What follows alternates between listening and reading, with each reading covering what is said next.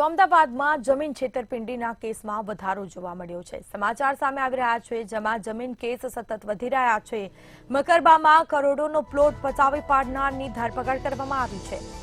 EOW crime બ્રાન્ચે ફરિયાદ નોંધી 3 લોકોની ધરપકડ કરી છે।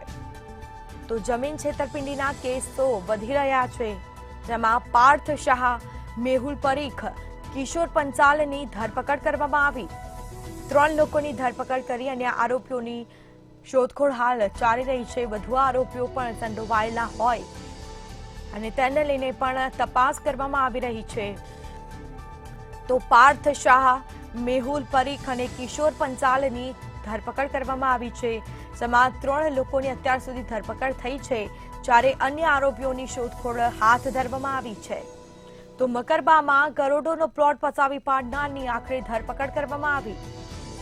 EOW ક્રાઇમ બ્રાન્ચે ફરિયાદ નોંધી તપાસ કરતા 3 લોકો ઝડપાયા છે।